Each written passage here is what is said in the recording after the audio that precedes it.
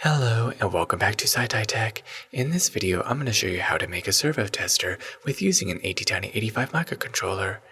Let's get started.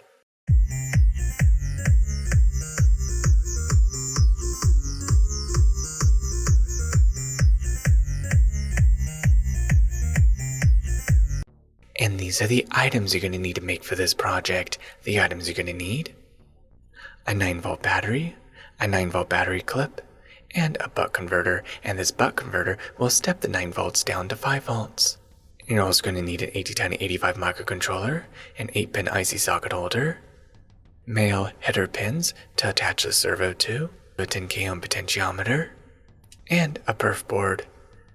And also, optional, a piece of cardboard. And you're also going to need some wires. And this right here is the schematic that you're going to need to use to make for this project. Now let's go ahead and assemble this project and let's get started. First, get the Perfboard ready and then take the 10K ohm potentiometer and put it into the Perfboard. And place a potentiometer right here. Next, solder the potentiometer into place. Next, I'm going to take the 8-pin IC socket holder and place it over here. Clamp it down, and now solder it into place.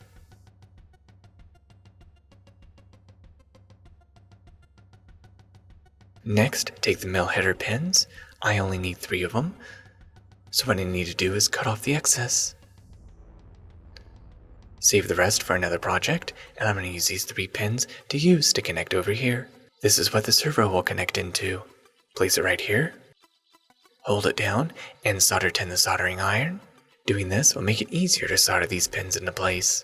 Hold it down and leave one pin where you're not touching it so you don't burn your finger. Touch it with the solder. That pin is risen, but that's okay. I can adjust that later. Remelt the solder and press down on the pin. That way it's the same length as the rest of the pins. And now solder the rest of the pins in place. And then resolder that first pin. And there, the male header pins are now soldered into place. Next, I'm going to take the buck converter, turn it over, and you can see following this arrow, this right here is the input voltage, and this right here will be the output voltage.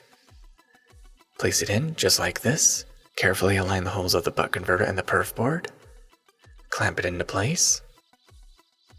And now put a generous amount of solder in one of the holes of the negative terminal of the buck converter.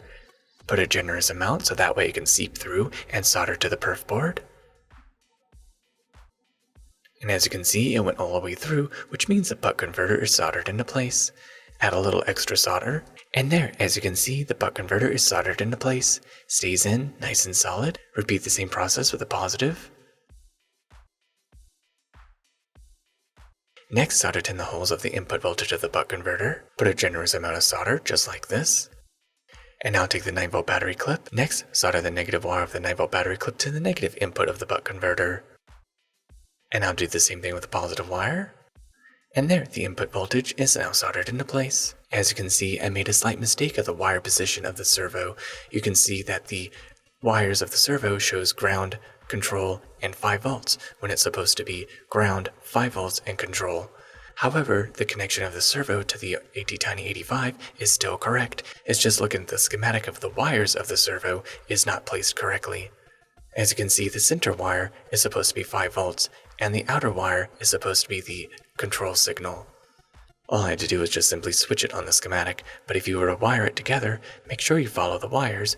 Simply plug in the servo to the header pins, and then follow where the wires are supposed to go. Next, I'm going to take this wire, connect 5 volts, over to the control pin, which is going to go right here.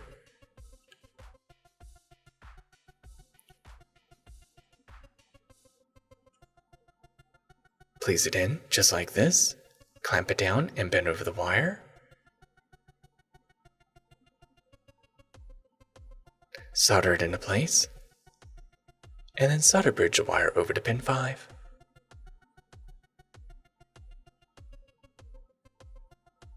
And now take the opposite end of the wire, bend it over a little bit, and place it right here next to the PWM signal of the wire or the control wire. Bend over the wire to that pin, solder it into place, and then solder bridge it over to that pin. Next, take this positive wire, and I want to connect pin 8 over to the center pin, solder it into place, and then solder it to the center pin. And I'll take the negative wire and connect pin 4 over to the final pin.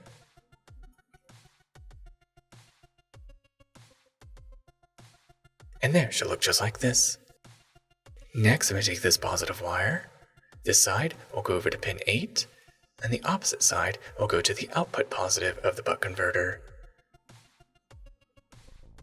Place it in just like this. Clamp it down and bend over the wire. Solder it into place, and then solder bridge it over to pin 8.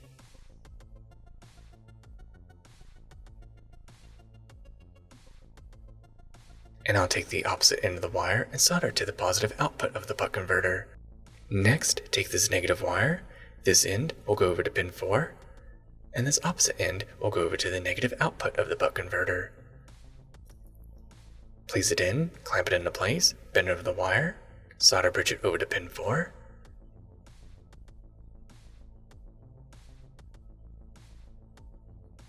Make some adjustments. And there, solder it into place. And then solder the opposite end of that wire over to the negative output of the buck converter. And there, it should look just like this. Next, I'm going to take this wire and solder it to the center pin of the potentiometer, and the opposite end of that wire goes over to pin 2 of the Attiny85, which will be the analog signal of the Attiny85. Solder the wire to the center pin, and then solder it to pin 2 of the Attiny85. Next, take this negative wire and choose one of the 2 pins of the potentiometer. I choose this one. Solder it into place. And then solder it to pin 4, which means one of the pins of the potentiometer is soldered to pin 4. And now take this positive wire and solder it to the final pin of the potentiometer and solder it over to pin 8. And there, the potentiometer is soldered to pin 8. And it should look just like this. Next, take the Attiny and place it into the 8-pin IC socket holder. And there, the circuit is now complete, and it should look just like this. Now let's go ahead and test it out. You can see that I can easily add a piece of cardboard on the bottom. However, I find it's not necessary, but like what I said earlier, it's optional. Now let's go ahead and test it out. Take the servo, plug in the servo correctly, make sure ground is pointed upwards, plug it in just like this, take the 9-volt battery clip, plug it in, turn the potentiometer left to right, and there, as you can see, it works. The servo moves, and it responds very quickly and very easily. This is an excellent way to test out your servos to make sure that they are working correctly or in the correct orientation that you need. And there you have it. Now you know how to make your very own servo tester with using an Attiny85 microcontroller, a potentiometer, and a buck converter.